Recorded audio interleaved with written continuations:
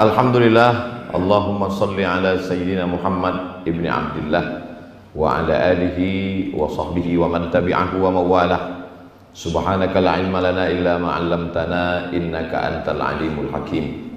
Rabbi shrah li sadri wa yassir li amri wa hlul 'uqdatam min lisani yafqahu qawli. Yang saya hormati bapak-bapak, ibu-ibu, pimpinan, pegawai, karyawan, keluarga besar BP Batam. Mudah-mudahan semuanya selalu diberikan istiqomah iman dan Islam, sehat zahir dan batin, diberikan kebaikan dunia akhirat. Amin ya rabbal alamin. Saya senang sekali bisa bertemu dengan Bapak Ibu di BP Batam. Begitu sampai tadi langsung disambut dengan rebana, Masya Allah. Memang manis lebah madu, lebah bersarang di pohon sukun. Suara rebananya merdu, sepertinya latihan sudah setahun. Betul nih Bu? Betul katanya. Menjadi pegawai di BP Batam itu, saya yakin itu adalah nikmat yang sangat besar. Tapi kita tidak menganggap sesuatu itu sebagai nikmat karena kita memilikinya, merasakannya setiap hari. Ambil contoh yang simpel saja, kelingking. Kita menganggap kelingking itu tidak nikmat. Kapan dia menjadi nikmat? Ketika lubang telinga kita gatal dan kelingking kita luka. Tak mungkin dikorek pakai jempol. Artinya sesuatu itu baru kita anggap sebagai nikmat kalau dia sudah tidak ada. Betapa banyak orang yang menganggap pekerjaannya itu menjemukan, membosankan, memuakkan. Tapi sesungguhnya pekerjaan itu sangat diingin-inginkan orang. Kalau tak percaya bekerja di BP Batam ini bergengsi, tanyalah sama orang yang pernah ikut tes nggak lulus-lulus. Kalau ada orang menganggap bahwa rumahnya itu membosankan, memuakkan, menjemukan, padahal rumah itu adalah rumah yang amat sangat diimpikan, dirindukan oleh orang yang, mohon maaf jangan tersinggung, yang masih ngontrak. Tolong kalau mendengar tausiah saya, satu kuncinya jangan tersinggung. Karena beberapa jamaah tersinggung pulang meninggal. Jadi perlu kadang kita menjadi orang lain. Coba kita tengok ada program di TV itu judulnya Andai Aku Jadi Kamu. Jadi hari Sabtu, hari Ahad, hari libur, cobalah jadi pengangguran yang kira-kira tidak ada pekerjaan, maka pekerjaan yang sedang kita geluti, yang sedang kita tekuni, itu sesungguhnya adalah satu kenikmatan. Kalau kita sudah bersyukur, hatinya bersyukur, lisannya insya Allah berzikir. Itu kata Nabi SAW, liyakun, hendaklah kamu mengambil qalban syakira wa lisanan zakira. Kalau hati bersyukur dengan pekerjaan besar hebat ini, maka insya Allah lisan pun akan berzikir alhamdulillahirabbil alamin. Dan berterima kasih kita kepada dia yang mengajarkan kita. Allahumma salli ala Sayyidina Muhammad wa ala ali Sayyidina Muhammad. Jangankan bapak ibu yang bekerja di BP Batam ini, saya aja yang datang kemari menyampaikan tausiah yang tidak terlalu lama dan tidak panjang. Karena tertulis di sini waktu 15 menit. Kalau tak percaya nanti selesai tengoklah ada tulisan. Jangankan bapak ibu yang bekerja lama di sini sampai pensiun. Saya saja yang tausiah cuma 15 menit ini. Ini kan dipoto ini tim media mengambil foto ini. Habis ini nanti akan diupload tentu di TikTok asli. Gambar-gambar ini akan diupload di Instagram. Langsung dibuat caption di bawah. Ustadz Somad menyampaikan tausiah di BP Batam.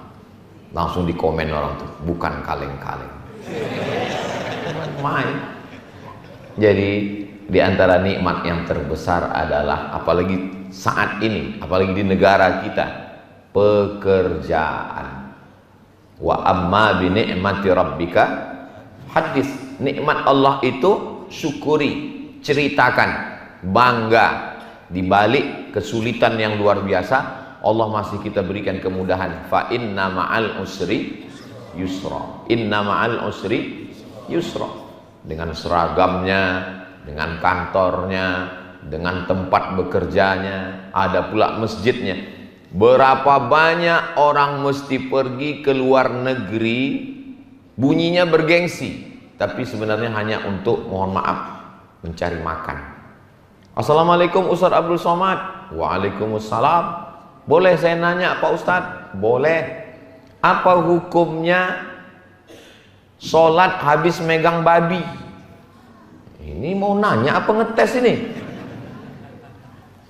Serius Pak Ustadz, saya ini setiap hari mencuci babi Pak Ustadz. Habis itu saya mau sholat. Kamu kerja di mana? Saya kerja di tit. Tak boleh sebut nama negaranya, disensor. Apa kerja kamu di sana? Saya bekerja jadi asisten rumah tangga Pak Ustadz. Mau tak mau, suka tak suka, karena terikat kontrak 2 tahun saya mesti mencuci ini tiap hari. Nanti habis dicuci, saya sebagai muslim, saya merasa di lubuk hati paling dalam, tahu saya ini Pak Ustadz Arab, tapi ini kerja saya. Mengirim untuk sekolah anak, untuk istri, saya mesti sholat. Satu sisi saya menjawab, satu sisi menggenang air mata saya. Begitulah susahnya saudara-saudara saya untuk menyekolahkan anak. Real, true story, kisah nyata. Lalu gimana lah Ustadz menjawab? Ambil botol air mineral, isikan tanah ke dalam, masukkan air, goncang. Nanti habis kau mencuci badateba baya bawabi tadi, habis kau cuci itu, lalu kau cuci tanganmu pakai sama. Di sama itu dicuci tangan 7 kali, salah satunya dengan air lumpur. Boleh di tengah, boleh di awal, boleh di ujung. Di awal dulu cuci pakai air tanah, habis itu baru kau siram pakai air suci, mensucikan, air mutlak, air bersih. Habis itu saya sholat Pak Ustadz. Habis itu sholatlah.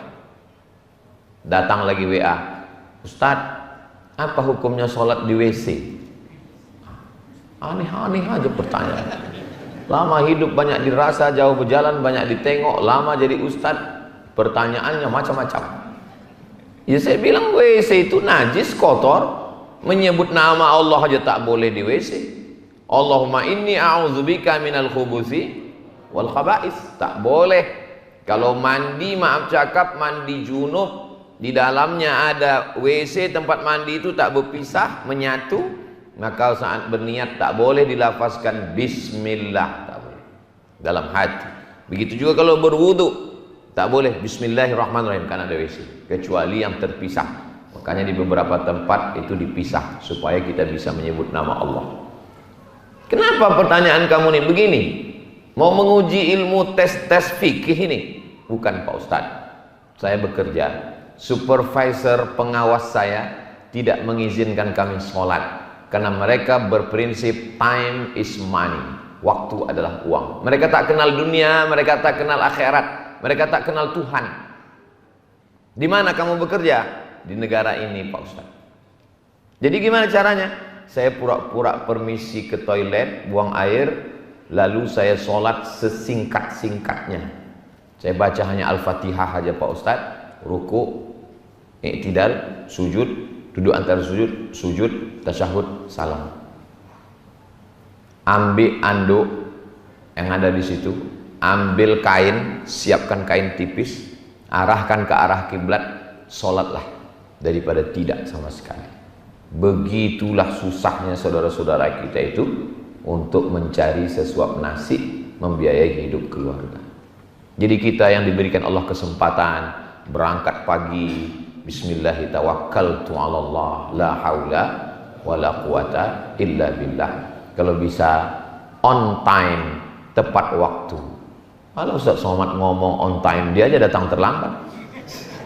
Saya cancel penerbangan hari ini. Mestinya pagi tadi di cancel, siang pun Ustaz dari airport kita langsung oke, siap sampai kemari. Alhamdulillah. Jadi kalau bisa Dalam Islam itu Allah bersumpah demi waktu itu sampai 6 kali. Terbit fajar, wal fajri, masuk waktu subuh, was subhi idza tanaffas, masuk waktu duha, wad duha, masuk waktu siang, wan nahari idza tajalla, masuk waktu asar, wal asri, masuk waktu malam, wal laili idza yaghsha, wal laili idza saja. 6 kali. Kenapa Allah bersumpah demi waktu sampai 6 kali? Karena umat Islam, manusia banyak melalaikan waktu. Maka kalau kita sudah bersyukur nikmat kerja, on time, tepat waktu. Karena ada juga sebagian orang ini, kata dia, prinsipnya Pak Ustadz, jangan sampai kita salah 2 kali. Kalau sudah kita terlambat datang, pulang mesti cepat. Itu. Kenapa begitu? Karena kalau sudah salah sekali, ini kesalahan yang bagi sebagian orang biasa-biasa saja. Tapi bagi orang beriman, BP Batam, mengurus Batam. Batam ini penduduknya sekarang berapa Pak?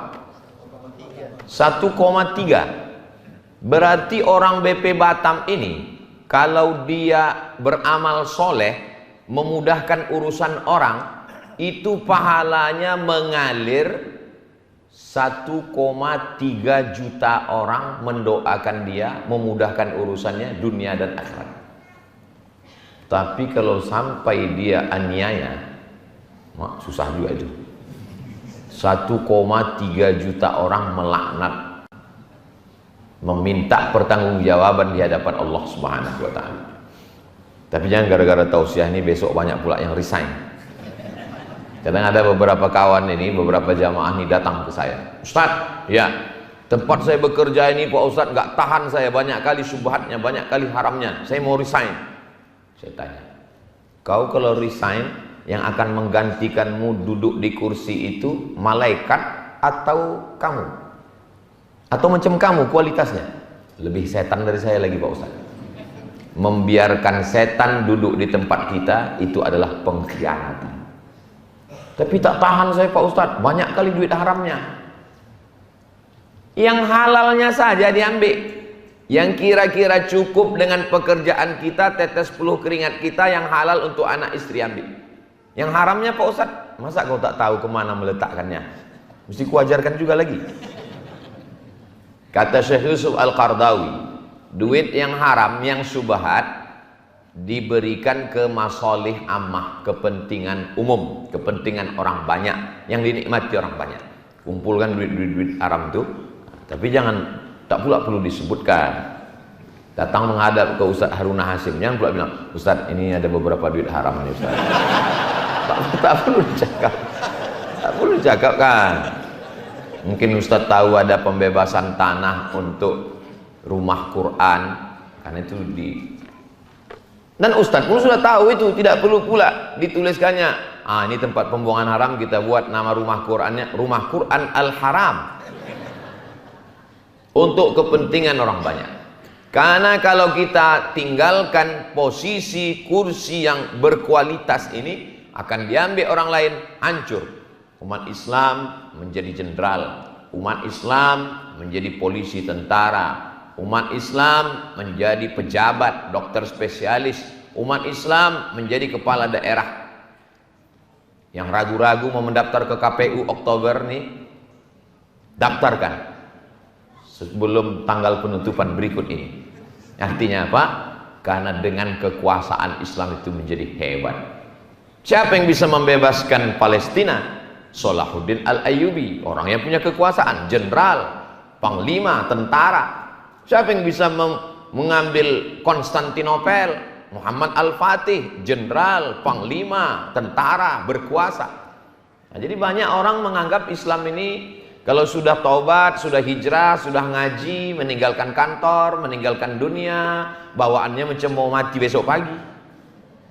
Dulu sebelum taubat, sebelum hijrah, sebelum ngaji, gayanya gagah. Begitu udah taubat, ngaji, letoy, lesu, loyo, lunglai, macam mau mati, tapi tak mati. Pas ditanya, Bapak kemarin? Iya itu saya masa lalu waktu masih jahiliyah. Sekarang udah tobat Pak Ustaz, saya tinggalkan semua kantor sudah saya tinggalkan, gaji masih saya ambil Pak Ustaz, makan haram masuk tidak, gaji buta. Nah, ini kita akan dituntut di hadapan Allah. La tus'alunna yauma idzin 'anin na'im. Kamu semua akan dituntut, akan diminta tanggung jawab di hadapan Allah Subhanahu wa taala. Syukuri nikmat pekerjaan. Setelah mensyukuri nikmat pekerjaan dengan lisan alhamdulillah wa syukrulillah wala haula wala quwata illa billah, syukuri dengan langkah kaki cepat datang berangkat. Bismillah tawakkaltu 'ala Allah la haula wala quwata illa billah. Setelah itu aktif kita bekerja, karena bekerja untuk 1,3 juta orang itu juga bernilai amal soleh. Amal soleh, yang namanya amal soleh itu hanya zikir, sholat duha, baca Quran, sholat tahajud. Itu bukan amal soleh, itu namanya ibadah. Yang amal soleh itu adalah pekerjaan yang nampaknya rutinitas, biasa-biasa saja, tapi dia bernilai ibadah. Nah, ini masuk kantor ini bernilai ibadah. Tapi jangan pula salah paham. Ada juga sebagian pegawai ini, karena dia menganggap bekerja ini ibadah, lalu dia tak sholat lagi. Dia tetap di kantor buat laporan. Hayya 'alas shalah, kota masjid B.J. Habibie. Kawan nanya, kok nggak sholat bro? Ini adalah ibadah. Nah, itu pun tak betul juga. Saya pernah diundang kepala dinas acara halal bihalal. Ustaz, halal bihalal ke rumah Pak Ustaz. Nanti kawan-kawan dari kantor datang. Ya, apa judulnya Pak? Judulnya tentang sholat Pak Ustaz. Loh, halal bihalal itu apa pula sholat? Halal bihalal itu silaturahim. Karena udah banyak pegawai ini tak sholat Pak Ustaz. Saya biasanya sebelum tausiah itu saya tanya dulu apa yang mesti disampaikan. Kecuali di BP Batam ini, tak sempat bertanya. Begitu sampai langsung kasih air minum. Begitu sampai langsung dikasih kue. Begitu sampai langsung diajak berfoto. Itu yang paling lama. Foto tuh bagus, berfoto tuh bagus kalau bisa dicetak sebesar pintu. Saya foto saya dengan ulama-ulama, dengan Syekh Ali Jum'ah, dengan Syekh Yusri Jabr, dengan Syekh Saifuddin Najmuddin Al-Qurdi. Saya cetak itu semua. Setiap saya tengok mereka, yang sudah meninggal saya doakan, yang masih hidup saya doakan. Nah, jadi foto itu gunanya adalah kalau kita lihat, kita ingat dan saling mendoakan. Mudah-mudahan kita selalu dalam kebaikan insyaallah. Amin ya rabbal alamin. Sholat jangan sampai tinggal sesibuk apa. Orang ini kadang kalau Allah yang memanggil hayya 'alas shalat jam 12.30, cuek aja dia. Pas ditanya, kok tak sholat? Sholat itu waktunya panjang. Itulah gunanya Allah. Kita pula diceramahnya. Kalau salah, prinsipnya satu saja. Kalau salah ngaku. Ini udahlah salah, tak mengaku, membolak-balik dalil. Itu kerja siapa? Iblis. Iblis itu kan begitu. Waktu Allah tanya, "Ma mana'aka alla tasjuda li Adam is amartuk?" Kenapa kau tak mau sujud kepada Adam? Mestinya iblis jawab satu aja, aku salah ya Allah. Ini enggak. Apa kata iblis? Khalaqtani min nar. Kau ciptakan aku dari api. Wa khalaqtahu min tin. Dia dari tanah. Ana khairum minhu. Aku lebih baik daripada dia. Sudah salah, tak ngaku, menceramahi orang pula. Jadi kalau ada orang model begini di BP Batam, ini titisan iblis. Tapi yakin saya tak ada. Kalaupun ada dulu pernah mungkin ada, cuma sudah dicampakkan ke laut. Bapak Ibu yang dimuliakan Allah Subhanahu wa taala, aku salah, aku tak sembahyang. Aku salah, aku terlambat, tapi saya akan memperbaiki kesalahan-kesalahan saya. Itu yang the best, bagus. Mulai hari ini saya berubah. Apa halangan kita? Masjidnya bagus, cantik, dingin, tak ada halangan untuk sholat sama sekali. Jadi kebahagiaan tempat bekerja adalah ketika ibadahnya, dan ada bagian kerohanian. Berapa banyak tempat bekerja tak boleh sholat? Tidak ada. Jangan bawa-bawa agama kemari. Kita di sini sudah satu bangsa, satu tanah air. Jangan ada cerita agama. Ada tempat bekerja model begitu. Tapi kita di BP Batam, ada bagian khusus kerohanian, membangkitkan semangat, ada kajian pagi, ada pengajian muhasabah. Saya sudah beberapa kali ke BP Batam nih, tapi rasanya tidak di masjid ini. Baru 3 kali. Karena saya memang ke setiap provinsi itu 1 tahun sekali. Kemarin ke Nusa Tenggara Barat sekali. Sebelumnya ke Jawa Barat sekali. Di mana-mana sekali, kecuali Kepulauan Riau 2 kali. Memang khusus Kepulauan Riau. Kenapa bisa begitu Pak Ustadz? Timnya orang Kepulauan Riau. Jadi suka hati dia. Jadi ada unsur ordal juga. Bapak Ibu yang dimuliakan Allah Subhanahu wa ta'ala. Lalu kemudian setelah kita mensyukuri dengan cepat datang, menghormati waktu, efisien, ibadah jangan sampai tinggal. Paling tidak di BP Batam ini sholatnya 2, sholat zuhur, sholat asar. Kadang saking banyaknya orang salah, kita yang betul pun ragu dengan kebenaran kita. Kita udah ambil wudhu, mau sholat asar, masuk kita ke masjid, kita tengok orang, astagfirullah, aku yang udah istiqomah sholat berjamaah ini, ya Allah, istighfar, terlambat aku hari ini. Kita tengok orang udah sholat ba'diyah, kita tengok orang udah sepi semua masjid, tinggal 1 orang sholat. Kok aku terlambat? Pas tanya, rupanya dia sholat zuhur jam 3.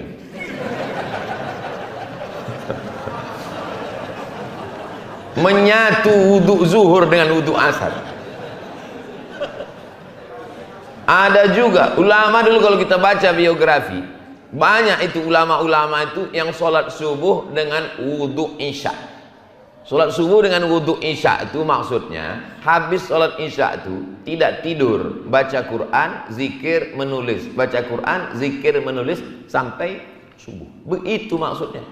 Tapi orang sekarang enggak, sholat subuh pakai wudhu isya, balik nonton bola, tertidur, 5 menit mau azan subuh baru sholat isya.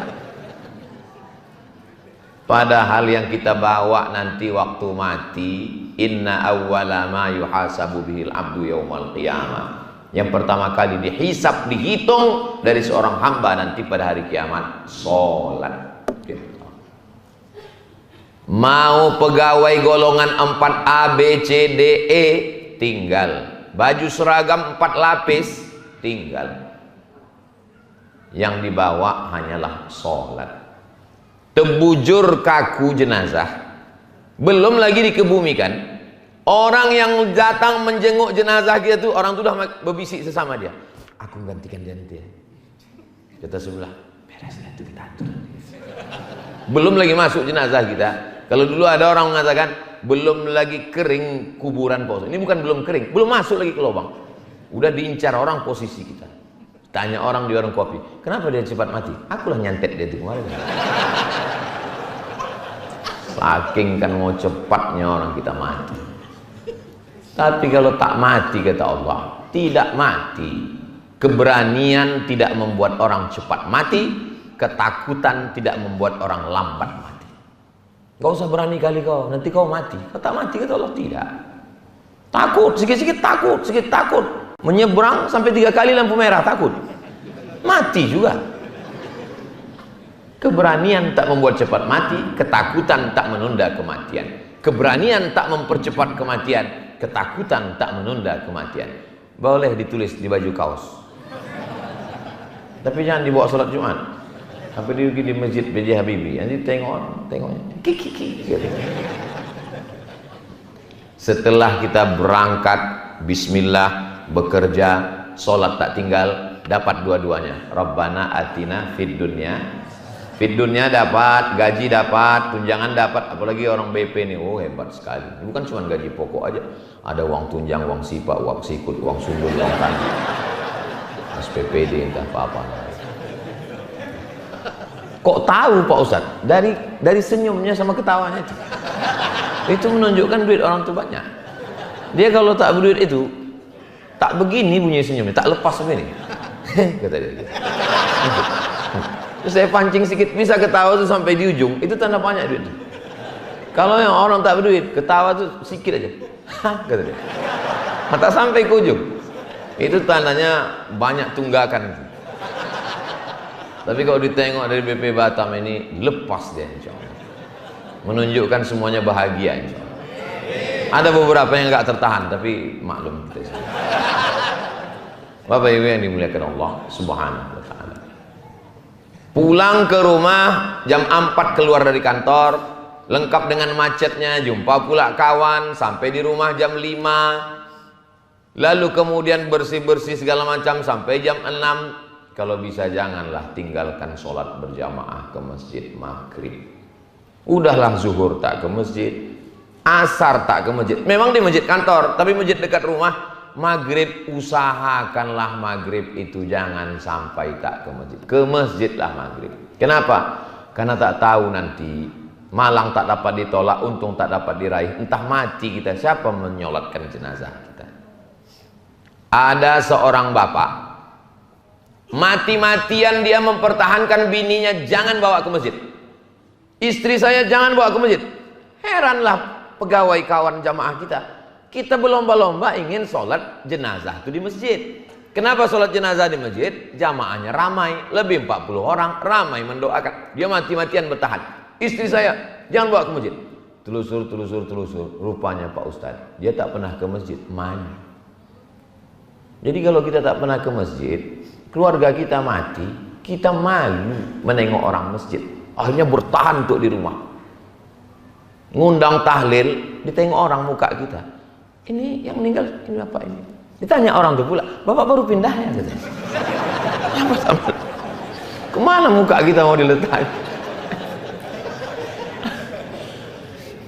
Akhirnya yang lain nanti menjelaskan tentang kita. Ini bapak anu, ayah si anu. Oh, yang anaknya sering datang itu? Iya. Oh. Nasib kau nak macam Nabi Ibrahim. Pembuat berhala rupanya ayah kau kan? Malu kita. Jadi kalau bisa paksa-paksakan. Apa kota Batam? Bukan macam Jakarta, Bandung, Surabaya yang penduduknya sampai 15-20 juta. Balik kita, lalu kemudian mandi bersih ke masjid, bawa anak ke masjid. Anak dibawa ke masjid. Kenapa anak perlu dibawa ke masjid? Anak-anak tak bisa main suruh. Pergi ke masjid. Ayah tak ke masjid, ayah capek. Tak bisa. Anak ni mesti ditenteng dibawa. Kalau bapak menengok ada bapak-bapak nanti kawan sahabat tetangga pergi ke masjid. Satu digendong, satu ditenteng, satu menarik kain. Sampai 3, itu berarti dia termasuk orang yang tak kena azab kubur. Kenapa? Karena 3 anak itu dibawa, saking takutnya sama bini.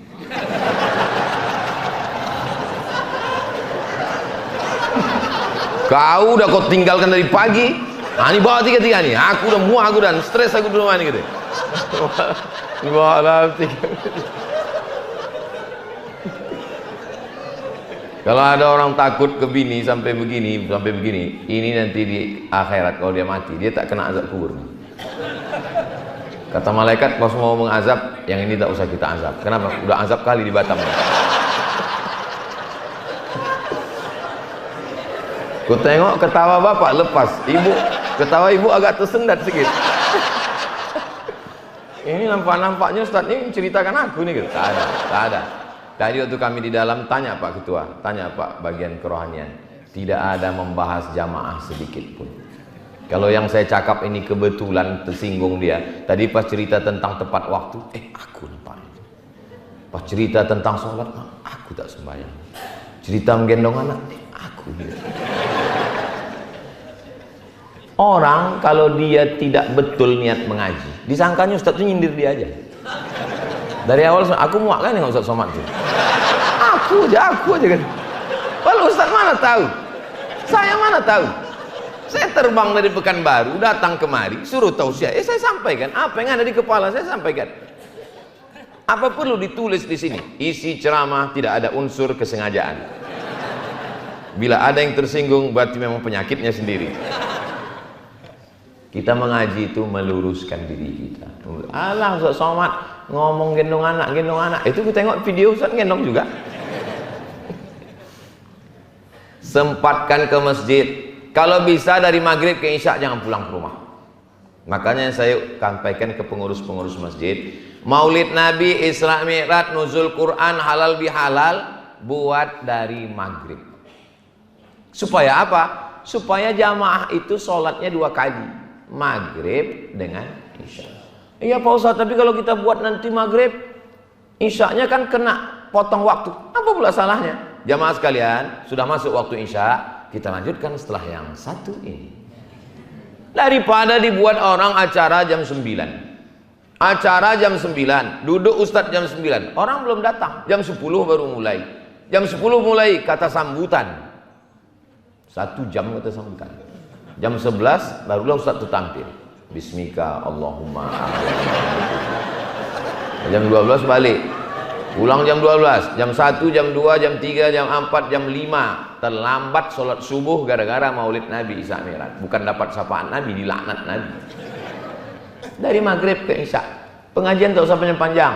Senin malam Selasa fikih, Selasa malam Rabu akidah sifat 20 wujud kidam bako, Rabu malam Kamis akhlak, Kamis malam Jumat tafsir surat Yasin dari maghrib ke isya. Berapa dapat ayat surat Yasin? Selesai. Hatam surat Yasin, pindah ke juz amma. Pertanyaan dari jamaah, tulis di depan mimbar. Anda bertanya, Ustadz menjawab. Hubungi nomor kontak WhatsApp berikut ini. Saya lebih mau pertanyaan-pertanyaan itu ke saya melalui nomor WhatsApp dan kertas. Kenapa begitu? Biar jangan nampak kali saya bodoh. Karena kalau langsung pertanyaan, tak bisa kan, malu saya. Tapi kalau pakai kertas gitu, pas saya tengok, apa ini nggak berkualitas nih, padahal payah. Alah, Ustaz Somad tuh ngomongnya aja begitu. Itu kami tengok di YouTube tuh, semua pertanyaan tuh Ustaz jawab. Yang di-upload tuh yang bisa saya jawab. Yang tak bisa kami edit semua tuh. Jadi bagaimana kalau pengajian searah itu dari Ustadz saja, khutbah yang searah. Tapi jamaah kan banyak keluhan. Apa yang mau dia sampaikan? Makanya saya kalau pengajian subuh Rabu, Bapak Ibu yang tidak bisa langsung, itu setiap subuh Rabu baca Riyadhus Shalihin. Ngajinya sampai jam 6 subuh. Dari sholat subuh sampai jam 6. Dari jam 6 sampai ke setengah 7, sampai jam 7, itu lebih banyak pada pertanyaan. Jamaah itu kalau bertanya 3 gendang. Yang pertama, tak tahu. Yang kedua, dia udah tahu, mau ngasih tahu kawannya yang tak tahu. Yang ketiga, curhat tentang keluarganya. Dia sebetulnya mau ngasih tahu bininya, cuman dia termasuk yang tak kena azab kubur tadi. Jadi caranya ditanyakannya ke Ustadz. Dan saya selalu mengatakan jangan tulis nama di situ. Supaya apa? Supaya kita tidak mencari-cari orang. Dan selesai acara pengajian, semua kertas-kertas itu saya bawa pulang. Semua tak pernah. Saya bawa pulang, saya kumpul satu kardus, satu plastik, saya bakar.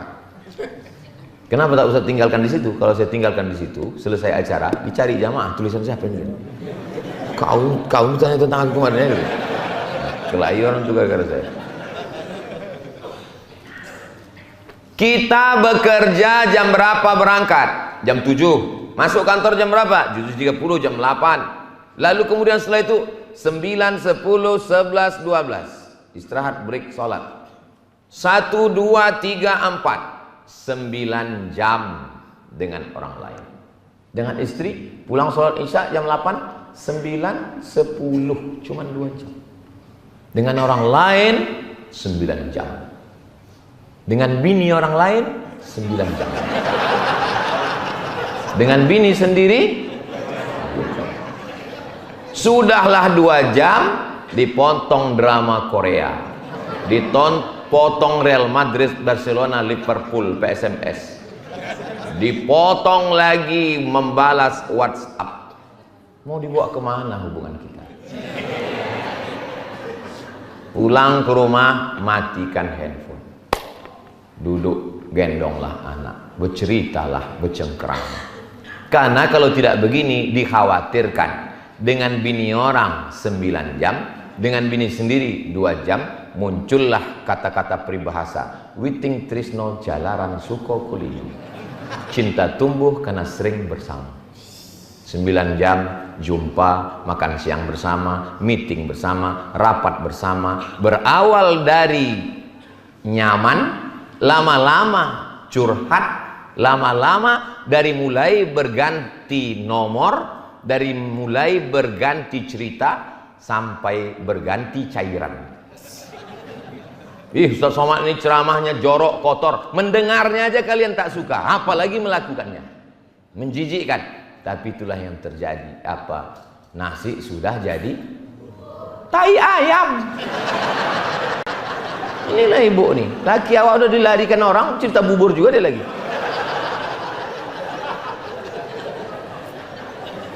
Akhirnya beberapa kali tertangkap, miss call lah, handphone lah. Mohon maaf ya bang, tadi waktu abang di kamar mandi ku angkat, suara perempuan bang, mungkin anak dia. Nomor siapa nih bang? Nomor siapa ini?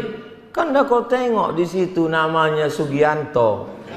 Mohon maaf ya Sugianto. Abang berbohong, sudah ku tengok, ku perhatikan, itu rupanya perempuan. Ya sama lah macam kau, di dapur itu kan kau tulis juga garam, rupanya gula. Kenapa kau buat begitu? Untuk menyindir perbuatan kau itulah bang. Kau buat nama laki-laki, rupanya nama perempuan. 1-0 kita kan. Kenapa bisa begini? Udah macam abang saya, udah macam adik saya, udah macam saudara saya. Berawal dari macam, berakhir dengan macam-macam. Waspadalah. Tapi insya Allah yang saya ceritakan ini di kantor-kantor lain, tapi di BP Batam. Ada bagian kerohaniannya, ada tempat ibadahnya. Di BP Batam ini, kalau tempat lain, di tempat ibadah pun orang bisa menengok perempuan. Di BP Batam, jamaah tak akan bisa menengok perempuan. Kenapa? Laki-laki di sini, perempuan di atas. Cuma saya yang bisa nengok orang. Terjaga mata, terjaga pelihara perasaan dan lain sebagainya. Ustaz. Ya. Kata orang kalau kita banyak berzikir ini nanti dapat cahaya katanya Pak Ustaz. Betul dapat cahaya? Malam tadi Pak Ustaz, pas jam 2 malam, kira-kira saya mau tahajud terbang. Nampak saya di kamar saya itu cahaya Pak Ustaz, terang sekali. Cahaya apa itu Pak Ustaz? Itu bukan cahaya zikir. Bini kau memeriksa handphone kau.